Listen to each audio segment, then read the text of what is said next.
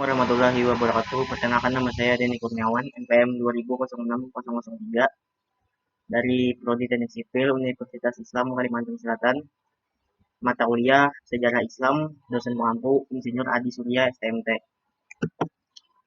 Abdurrahman Al-Masyi Al-Batawi, Salman Karib Abdul Somad Al-Palimbani dari Sumatera Selatan, dan Muhammad Arsad Al-Banjari dari Kalimantan Selatan. Kendati informasi mengenai Abdurrahman Al-Masyi Al-Batawi ini sangat minim, tetapi peran dalam kiprahnya menunjukkan bahwa dia terlibat aktif secara sosial maupun intelektual dalam jaringan ulama terpenting di Nusantara pada abad ke-18.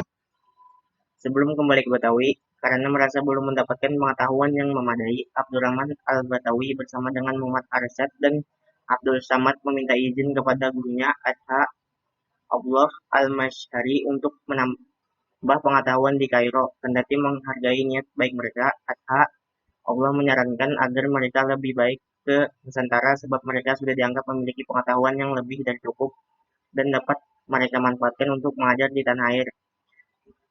Mereka memutuskan pergi ke Kairo, tetapi hanya untuk berkunjung, bukan untuk belajar. Mungkin sebagai tanda hubungan baik mereka dengan Atta Allah dan kunjungan mereka ke Kairo, sehingga Abdurrahman Al-Batawi menambahkan lafaz Al-Masyri pada namanya.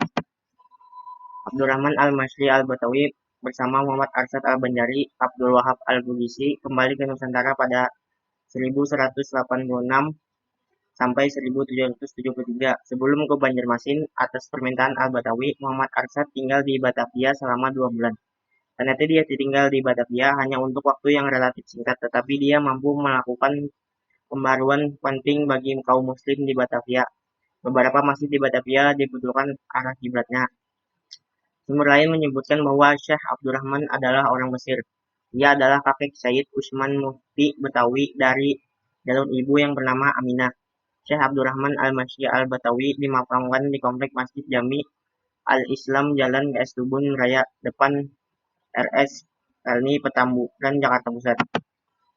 Pada saat beliau belajar di Mekah dan Mesir, Syekh Abdurrahman dikenal sebagai bagian 4 serangkai ulama Jawi yang diakui kapasitas ilmunya. Keempatnya terkenal sering bersama-sama baik dalam memilih guru maupun menuntut ilmu.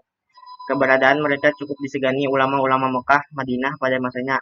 Mereka adalah Syekh Muhammad Arsad Al-Banjari, Syekh Abdul Somad Al-Palembani Al-Madani dari Palembang, Sumatera Selatan, Syekh Abdul Wahab Bugis, Makassar, Sulawesi Selatan, Syekh Abdurrahman Al-Masyi Al-Batawi.